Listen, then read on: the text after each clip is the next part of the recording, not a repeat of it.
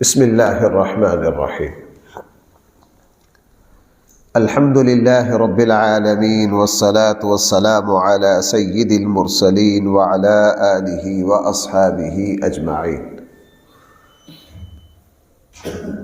اما بعد فاعوذ باللہ من الشیطان الرجیم بسم اللہ الرحمن الرحیم كذبت قوم نوح المرسلين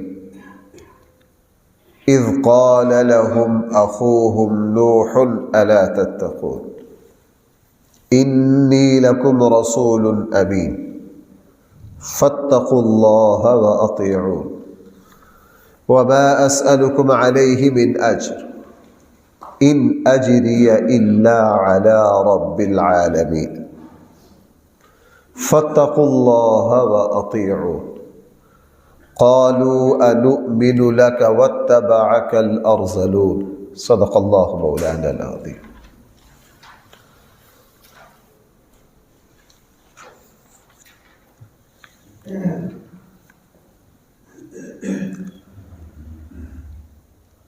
قرآن کریم نے سیدنا نوح علیہ السلام کا تذکرہ ہمارے سامنے کیا. اس کا ایک مقصد تو وہی ہے جو اس صورت کے آغاز میں بیان کر دیا گیا کہ رسول اللہ صلی اللہ علیہ وسلم کی حوصلہ افزائی کے لیے، آپ کی تسلی اور اطمینان کے لیے قرآن کریم نے یہ سارے واقعات حضور علیہ السلام کے سامنے رکھے، اور پھر نبی کریم صلی اللہ علیہ وسلم اور تمام نبی وہ نمونہ اور اسوہ ہے قیامت تک آنے والے مسلمانوں کے لیے، خصوصاً جن لوگوں کو، جن ایمان والوں کو، جن علماء کو، جن اللہ کے نیک بندوں کو اسلام کی دعوت میں، اسلام کی خدمت میں تکلیف اور مشکل کا سامنا کرنا پڑ رہا ہو. اصل میں اس دنیا کی کچھ فطرت اللہ نے ایسی رکھی ہے کہ یہاں حق کی کاشتکاری اور بیج بونا آسان کام نہیں ہے. اس دنیا کی فطرت اللہ نے کچھ ایسی رکھی ہے، یہاں باطل، شر، جھوٹ، بیکار بات، وہ اس مارکیٹ میں اس کے خریدار ہر وقت فوجوں کی شکل میں موجود ہوتے ہیں. بیکار سے بیکار چیز جس کا شرافت اور اخلاق سے کوئی لینا دینا نہیں ہوگا، وہ دنیا ہاتھوں ہاتھ لے گی، خریدے گی. آپ مفید سے مفید، بہتر سے بہتر چیز لے کر اٹھے. یہ زمین پر بسنے والوں کا کچھ عجیب سا مزاج ہے، جیسے سمندر کا ایک مزاج ہے.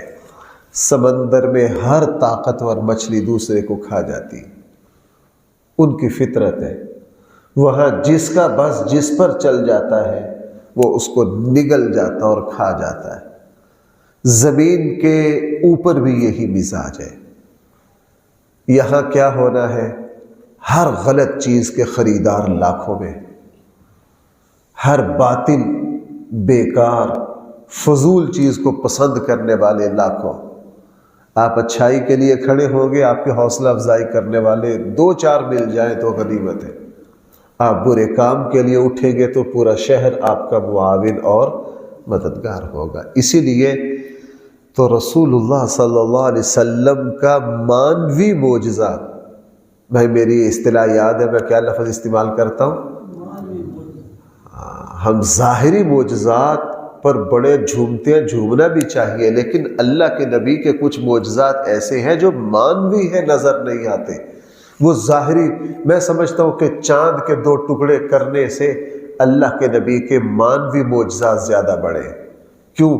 اللہ کے نبی صلی اللہ علیہ وسلم نے آسمان کے نیچے اور زمین کے اوپر صرف واحد ایک ایسی جماعت تیار کی کہ اس جماعت کا 99% مزاج یہ تھا کہ وہ خیر کے خریدار تھے، وہ شر سے نفرت کرتے تھے۔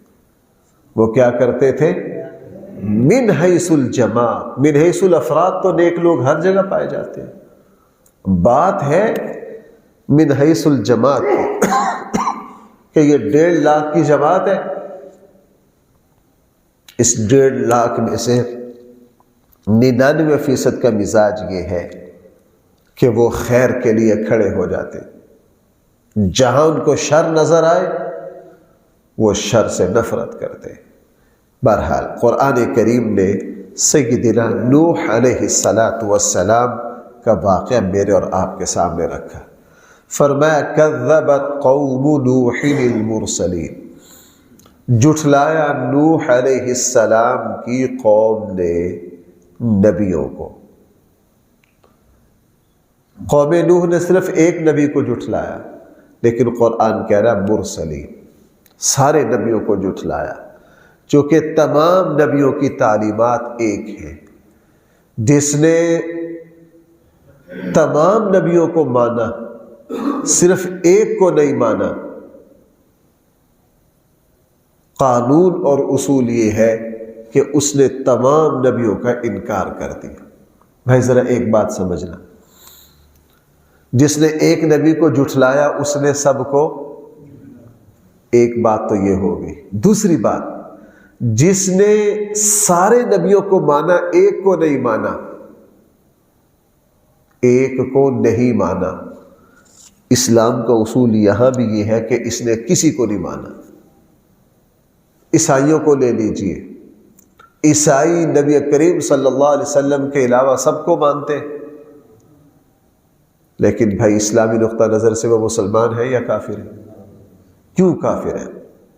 وجہ یہ ہے کہ جو واقعتاً نبی کو من حیث النبی مانے گا، وہ نبیوں میں تفریق، جیسے ہم مسلمان، آپ حضرات جانتے ہیں ہمارے دلوں میں حضرت عیسیٰ علیہ السلام کی عظمت کتنی ہے؟ آپ کو سب جانتے ہیں موسیٰ علیہ السلام کی مسلمانوں کے دل میں عظمت کتنی ہے۔ جس طرح حضرت امام الانبیاء صلی اللہ علیہ وسلم کی توہین کفر ہے، بالکل اسی طرح حضرت عیسیٰ کی توہین بھی کیا ہے؟ جس طرح رسول اللہ صلی اللہ علیہ وسلم کو توبہ نعوذ باللہ گالی دینا کفر ہے، حضرت موسیٰ کو گالی دینا بھی کیا ہے؟ ہم کیا کہتے ہیں؟ ہم ایمان لائے تمام رسولوں پر، تمام نبیوں پر ہم ایمان لائے۔ اصل میں جو واقعتاً نبی کی تعلیمات پر ایمان لائے گا وہ ہر نبی کو مانے گا۔ جو ایک نبی پر ایمان لائے گا دوسرے پر ایمان نہیں لائے گا، وہ کہیں آباء و اجداد کی روایت کی وجہ سے ہوگا،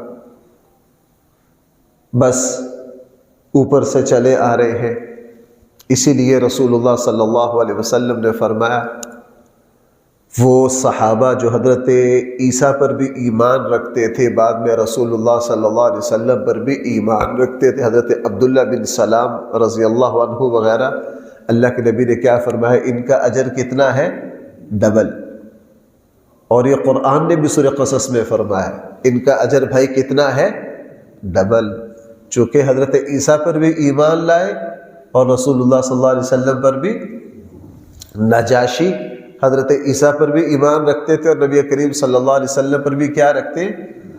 اس لیے ہم حضرت عیسیٰ کا جب نام لیتے ہیں تو ساتھ کہتے ہیں روح اللہ، حضرت موسیٰ کا جب نام لیتے ہیں تو ساتھ کیا کہتے ہیں؟ کلیم اللہ۔ بہرحال فرمایا قوم نوح نے سارے رسولوں کو جھٹلایا۔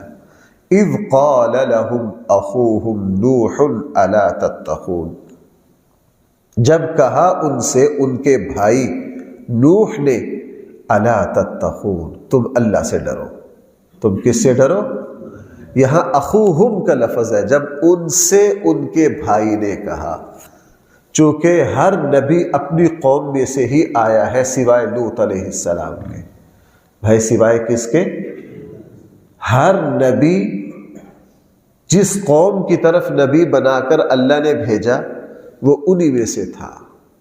صرف حضرت لوط جو تھے قرآن کریم نے اس کی صراحت فرما دی، اور حضرت ابراہیم علیہ السلام بھی شروع میں اپنی ہی قوم کی طرف نبی بن کر آئے، ہاں بعد میں ابراہیم علیہ السلام کو بھائی ہجرت کرنا پڑ گئی۔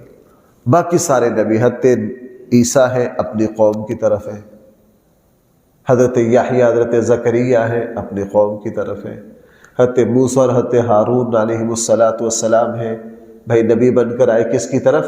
اپنی قوم کی طرف۔ وَإِلَىٰ ثَمُودَ أَخَاهُمْ صَالِحًا وَإِلَىٰ عَادٍ أَخَاهُمْ هُودًا۔ یہ اللہ کا قانون اور اصول ہے۔ اس لیے یہاں خود رسول اللہ صلی اللہ علیہ وسلم بھائی سب سے پہلے نبوت کا اعلان کس کے سامنے کیا؟ اپنی قوم کے سامنے کیا، قریش کے سامنے کیا۔ اِذْ قَالَ لَهُمْ أَخُوهُمْ، جب کہا ان سے ان کے بھائی نوح نے، أَلَا تَتَّقُونَ، تم ڈرتے نہیں ہو، إِنِّي لَكُمْ رَسُولٌ أَمِينٌ، میں تمہارے پاس اللہ کا دیانتدار رسول بن کر آیا ہوں۔ بھائی کون سا رسول بن کر آیا ہوں؟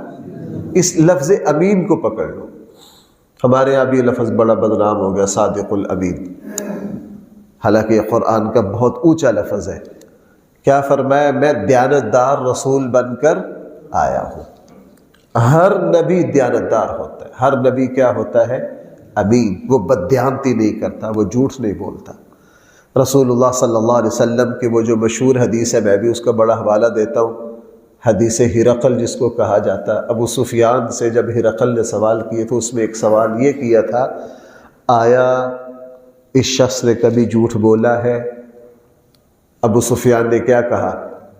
سوال ہی پیدا، یہ 40 سال ہم میں رہے ہیں، کبھی کسی نے ان کی زبان سے جھوٹ کا ایک لفظ بھی، تو ہرقل نے آگے سے کیا کہا تھا؟ ہرقل نے کہا تھا یہ واقعتاً نبی ہے جو بندوں کے بارے میں کبھی جھوٹ نہ بولے، وہ اللہ کے بارے میں کیسے بول سکتا ہے؟ جو بندوں کے بارے میں کبھی جھوٹ نہ بولے وہ اللہ کے بارے میں کیسے بول سکتا ہے؟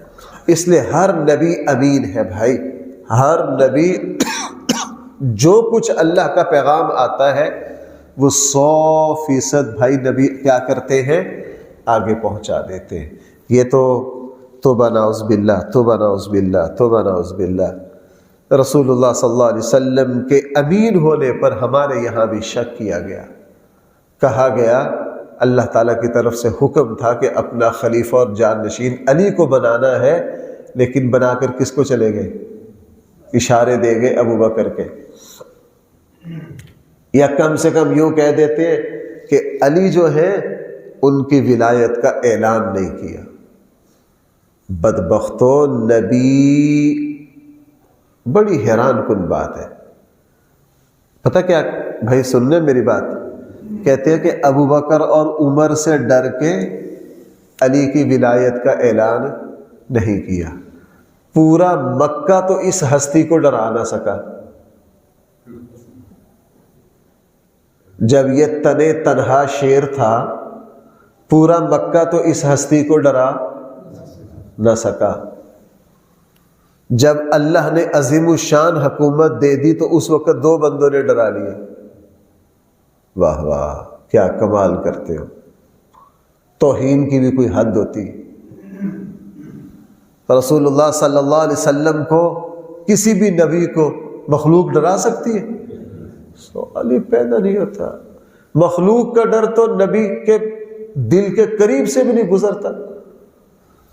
یہ کیسے ہو سکتا ہے اللہ تعالیٰ کی طرف سے حضور کو ایک حکم دیا گیا ہو اور اللہ کے نبی اس کو، اگر توبہ نعوذ باللہ اللہ کے نبی نے چھپانا ہوتا تو ڈرنا ہوتا سفر معراج کو چھپا جاتے۔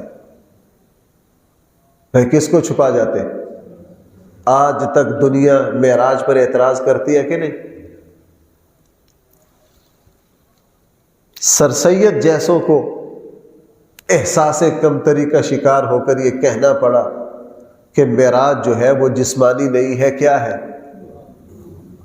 وہ روحانی اور منامی ہے، خواب میں ہوئی ہے۔ اور ام ہانی نے مشورہ دیا تھا کہ اس کا تذکرہ کسی سے، لیکن اللہ کے نبی نے چھپا لی۔ نبی کسی سچائی کو چھپا ہی نہیں سکتا، سوال ہی پیدا نہیں ہوتا۔ قرآن کہہ رہا ہے انی لکم رسول امین۔ ہر نبی کیا ہوتا ہے؟ امین ہوتا ہے۔ اللہ کی طرف سے جو امانت اس کے حوالے کی جاتی ہے، نبی کیا کرتے؟ اس لیے بھائی حجۃ الوداع پر رسول اللہ صلی اللہ علیہ وسلم نے سب سے کیا پوچھا؟ میں اللہ کی امانت تم تک پہنچا چکا؟ اللہ کے نبی نے تصدیق لی سب سے، تو سب نے بیک آواز کیا کہا؟ صرف پہنچائے نہیں، آپ نے پہنچانے کا حق ادا کر دیا۔ فاتقوا اللہ واطیعون، تم اللہ سے ڈرو اور میری اطاعت کرو۔ نبی کے نبی ہونے کی دوسری ایک یہ ہے کہ میں امین ہوں، دوسرا وما اسألکم علیہ من اجر، میں اس پیغمبرانہ فرائض کی ادائیگی پر کسی سے کوئی بدلہ، یہ بھی صرف نبی کی شان ہوتی اور نبی کی سچائی کی سب سے بڑی دلیل ہوتی کہ نبی جو خدمات انجام دے رہا ہے وہ بندوں سے کچھ نہیں چاہتا، بھائی وہ بندوں سے کچھ نہیں چاہتا۔ ہرقل نے ابو سفیان سے پوچھا تھا کیا اس کے باپ دادوں میں کوئی بادشاہ ہوا ہے؟ ابو سفیان نے کہا نہیں، اس کے باپ دادوں میں سردار تو ہوئے لیکن بادشاہ کوئی نہیں ہوا۔ تو ابو سفیان ہرقل نے کہا پھر یہ نبی ہے، اس لیے کہ اگر اس کے باپ دادوں میں کوئی بادشاہ ہوا تو یہ امکان موجود تھا کہ یہ دوبارہ اپنے باپ دادے کی بادشاہت قائم کرنا چاہتا ہے۔ رسول اکرم صلی اللہ علیہ وسلم کی تو بھائی شان ایسی ہے، اللہ کے نبی نے کسی سے کیا بدلہ اور معاوضہ لینا تھا، جو حق لے لینا چاہیے تھا وہ بھی نہیں لیا۔ بھائی جو لے لینا چاہیے تھا کیا فرما کر گئے حضور؟ لا نورث ما ترکنا صدقۃ، نبی جب دنیا سے جائے گا اس کی وراثت نہیں چلے گی، جو کچھ چھوڑ کے جائے گا کیا؟ بھائی میری بات سمجھ آ رہی ہے؟ میں اور آپ چھوڑ کر جائیں وہ کس کا ہے؟ لیکن نبی نے، اگر نبی کو وراثت ملتی تو کوئی بری بات نہیں تھی، لیکن نہیں لی، یعنی اپنی وراثت بھی اپنی اولاد کو نہیں دی، یہ حق دیا۔ بھائی قرآن کریم نے رسول اللہ صلی اللہ علیہ وسلم کو یسألونک عن الانفال قل الانفال للہ والرسول، حضور کو یہ اختیار تھا جب مال غنیمت آئے نا، اللہ کے نبی جو اپنے لیے رکھنا چاہیں رکھ سکتے تھے۔ بھائی یہ حق تھا کہ نہیں؟ اللہ کے نبی نے اس حق کو استعمال نہیں کیا۔ بدر میں سے صرف ایک تلوار لی، بھائی تلوار سے دودھ نکلتا ہے یا شہد؟ وہ تو آلات جہاد میں سے ہے، یعنی ذاتی پھر بھی کوئی چیز نہیں لی۔ ایک جنگ کے موقع کے اوپر سفید خچر لیا جہاد کے لیے، یعنی اللہ کے نبی کو اختیار تھا، مال غنیمت آئے جو اپنے لیے رکھنا چاہے رکھ سکتے، لیکن اللہ کے نبی نے زندگی میں چھوٹی چھوٹی ایک دو چیزیں رکھی، وہ بھی کس کام کی ہے؟ جہاد کی، وہ بھی دنیاوی کام کی نہیں ہے۔ عام مسلمان اگر ایک سے زائد شادیاں کرے تو باری لازم ہے، ایک رات ایک بیوی کے یہاں رہے گا، دوسری رات رسول اللہ صلی اللہ علیہ وسلم کو اختیار دیا، یہ پابندی آپ پر نہیں ہے، آپ کا جی جہاں رہنے کو چاہے، لیکن اللہ کے نبی نے اس کی پابندی کی۔ رسول اللہ صلی اللہ علیہ وسلم تشریف لائے، صحابہ اکرام اٹھ کر کھڑے ہو گئے، فرمایا میرے لیے کھڑے نہ ہوا کرو۔ یہ اللہ کے نبی کو یہ حق لینے چاہیے تھے، لیکن میں بعض دفعہ وہ میری زبان پر الفاظ آتے ہیں، جو بنتا تھا وہ بھی نہیں لیا۔ کیا بھائی؟ جو بنتا تھا وہ بھی نہیں لیا، جو بنتا تھا وہ بھی نہیں لیا۔ ہر نبی کی یہ شان ہے۔ اور بھائی یہ جو بے لوث پن ہے، یہ بھی کسی کے حق ہونے کی علامت ہے۔ یہ بھی کیا ہے؟ کسی کے حق ہونے کی۔ قرآن اس کو بیان کر رہا، ہر نبی نے جو اللہ کا پیغام پہنچایا اس نے اپنے پیغام کے ذریعے دنیا، اور بھائی یہاں سے آپ یہ سمجھ لیجئے جن لوگوں کا کام دین سے دنیا داری ہو وہ دین کے خادم نہیں ہو سکتے۔ بھائی میں غلط تو نہیں کہہ رہا؟ جن کا مقصد کیا ہو؟ کاروبار ہو، پیسہ کمانا ہو، مریدین کو آرڈر آتے ہو، مریدین کو آرڈر آتے ہو کہ جی اتنا بھیج دیجئے، اتنا آئے، فلاں آئے۔ ایک مرتبہ ہمارے علاقے یہاں کے ایک بڑے صاحب نے مجھ سے شکوہ کیا، یار فلاں صاحب سے ہمارا تعلق ہے، ان کے ہمارے پاس آرڈر ہی آئے رہتے ہیں۔ اس وقت آرڈر آئے تھے جی اتنے اتنے مہمان آ رہے ہیں، اس طرح کا کھانا تقریباً 200 بندے کا کھانا تیار کروا کے بھیجیے۔ میں نے کہا جی بالکل صحیح ہے، آپ جیسی روح ویسے فرشتے۔ آپ آج ہمیں پیر چاہیے ہی وہ، آج ہمیں دیکھو بھائیو، میں بعض باتیں یہاں کیمرہ چل رہا ہوتا ہے میں کہہ نہیں سکتا، ہمارے جیسا بندہ نا جو کسی کی چائے بھی نہ پیے آپ لوگ اس کو برا سمجھتے ہو۔ آج معاشرے کو وہ عالم دین چاہیے جو دوپہر کی روٹی یہاں، شام کی وہاں، وہاں سے مراعات لے، وہاں سے لے، لوگ بڑے راضی رہتے ہیں اس پر۔ ہم اس کو سمجھتے ہیں، ہم اس کو کیا کرتے ہیں؟ اچھی طرح سمجھتے ہیں۔ جو ہاتھ پھیلائے دنیا اکٹھی کرے، دنیا اکٹھی کرے۔ ایک جگہ میں بیٹھا تھا، ایک صاحب کہنے لگے جی یہ جو فلاں پیر صاحب ہے نا ماشاءاللہ انہوں نے 36 عمرے کر لیے۔ میں نے کہا ان سے پوچھے کو جیب سے بھی کیا ہے؟ ہر سال فلاں مرید کو یار اس سال مجھے عمرہ کروا، اس سال مجھے کیا کرواؤ؟ عمرہ کرواؤ۔ اور آپ لوگ یہ چاہتے ہو، آپ سے مراد عوام ہے کہ ہمارے مولوی صاحب وہ ہونے چاہیے جو ہمارے سامنے ہاتھ پھیلائے، جو خودداری سے کسی بھی لین میں چلے، وہ معاشرے کو قابل قبول ہے۔ نبی نے یہی بات، علماء کی تو کوئی حیثیت نہیں، انبیاء تو بہت اوپر کے لوگ ہیں نا۔ قُلْ لَا أَسْأَلُكُمْ عَلَيْهِ، آپ کو پتہ ہے حنین کے موقع پر کتنا مال غنیمت آیا؟ اوئے ہوئے، آپ ذرا حساب لگاؤ آج کے زمانے کے، کروڑوں سے اوپر۔ میں جیرانہ مسجد میں نا 2 نفل پڑھ کے بیٹھ گیا، سوچنے لگ گیا، چونکہ جو مسجد جیرانہ، آپ میں سے بھائی جیرانہ گئے ہوئے ہیں کچھ احباب؟ جیرانہ جو مسجد ہے نا، اس کے قبلہ کے جو آگے والا علاقہ خالی پڑا ہے نا، یہاں اللہ کے نبی نے مال غنیمت کا ڈھیر لگایا تھا۔ میں وہاں پھر رہا تھا اس کیفیت میں، میں نے وہاں بیٹھ کے سارے وہ مال حنین کی ساری تفصیلات پڑھا کے پڑھا سارا، اور میں کتاب نکال کے مال غنیمت کا حساب لگ گیا لگانے کے، کتنا مال غنیمت تھا۔ وہ کروڑوں میں ہے بھائی، وہ کتنوں میں ہے؟ لیکن آپ کو پتہ ہے اللہ کے نبی کروڑوں سب میں بانٹ کے اپنی چادر خالی جھاڑ کے وہاں سے اٹھ کر آ گئے تھے۔ ایک پھوٹی کوڑی بھی اللہ کے نبی نے حنین سے نہیں لی، ایک پھوٹی کوڑی بھی نبی نے وہاں سے نہیں لیا۔ سب کچھ بانٹ کے بالکل فارغ ہو کے جب آگے، پھر بھی لینے والے حضور کے پیچھے پیچھے اتنا پیچھے لگے اللہ کے نبی کے، ایک دفعہ اللہ کے نبی ایک جھاڑی میں الجھ گئے، لوگ پیچھے پھر رہے تھے لینے کے لیے۔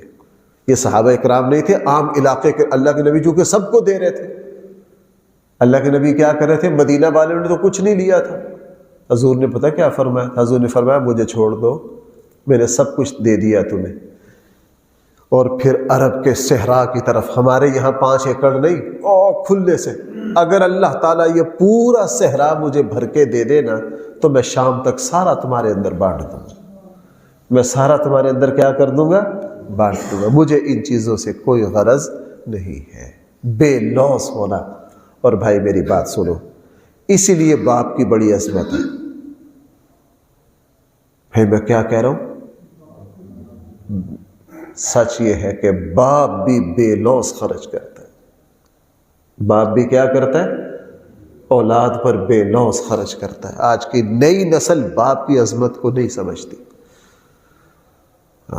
باپ کی عظمت کو نہیں سوچتی۔ باپ بے لوث، خود بیچارہ میٹرک پاس ہوتا ہے، بیٹے کو ڈاکٹر بنا دیتا ہے اپنی کمائی سے۔ کیوں جی؟ ایسا ہے کہ نہیں؟ خود بیچارہ ساری زندگی پتہ نہیں کیسے کیسے زندگی گزارتا ہے، لیکن اپنی کمائی سے بیٹی کو ڈاکٹر بنا دیتا ہے، اپنی کمائی سے بیٹی کو کیا بنا دیتا ہے، اور کچھ بھی نہیں چاہتا۔ آپ ماشاءاللہ آپ میں سے اکثر عمر رسیدہ ہے، صرف اولاد باپ کو ادب سے عزت کے لیے عزت سے پکار ہی لینا، ابا جی تو ماشاءاللہ اسی پر تیڑے نہیں پھرتے سارا دن کہ میرے پترا نے مینو ایویں بلایا، کیوں جی؟ صرف باپ کے آنے پر بیٹا کرسی سے اٹھ کر کھڑا ہو جائے اور سب کے سامنے ابا جی کو کرسی پر بٹھا دے، ابا جی تو 6 مہینے اس کی عمر بڑھ جاتی ہے کہ سب کے سامنے میرے بیٹوں نے مجھے کیا دے دی ہے۔ یہ تو لیتا کچھ نہیں اپنی اولاد سے، یہ تو لیتا کچھ نہیں ہے اپنی اولاد سے، اور پھر دنیا سے جاتے جاتے ساری زندگی جمع پونجی بطور وراثت کن کو دے کے چلا جاتا ہے، اور اس پر خوش بھی ہوتا ہے کہ چلو میں نے جو کچھ کمایا تھا کس کے پاس چلا گیا۔ اسی لیے باپ کی بڑی عظمت ہے اسلام میں، چونکہ باپ بے لوث اپنی اولاد پر خرچ کرتا ہے، اپنی بیٹی اپنی اولادوں کی تعلیم پر خرچ کرتا ہے۔ اللہ کے یہاں اس بات کی بہت قدر ہے کہ انسان دوسروں کو فیض اور خیر پہنچانے میں، دوسروں کی خیر خواہی میں، دوسروں پر خرچ کرنے میں بھائی کیا ہو جائے، بے لوث ہو جائے، چونکہ اللہ سب سے بڑے بے لوث ہیں، ساری مخلوق کو نوازتے ہیں لیکن کسی سے کوئی بدلہ نہیں لیتے۔ یہی شان ہے اللہ کے رسولوں کی، سب کو سب کچھ دے کر کہتے ہیں قُلْ لَا أَسْأَلُكُمْ عَلَيْهِ اجرا، ہم تم سے کسی طرح کا کوئی بدلہ نہیں چاہتے، اس لیے فرمایا وَمَا أَسْأَلُكُمْ عَلَيْهِ مِنْ أَجْرٍ، میں اس پر تم سے کوئی بدلہ نہیں مانگ، ان اجریہ الا علی رب العالمین، میرا بدلہ تو صرف اور صرف کس کے ذمے ہے، رب العالمین کے ذمے۔ فاتقوا اللہ، لوگو اللہ سے ڈرو، وَأَطِیعُونِی، اور کیا کرو، میری اطاعت کرو۔ یہ سلسلہ کلام چل رہا ہے، اللہ نے توفیق دے تمہیں۔ الحمدللہ رب العالمین والصلاة والسلام علی سید المرسلین وعلى آلہ واصحابہ اجمعین۔ ربنا آتنا في الدنيا حسنة وفي الآخرة حسنة وقنا عذاب النار۔ صلى الله تعالى على خير خلقه سيدنا مولانا محمد وآله واصحابه أجمعين برحمتك يا أرحم الراحمين۔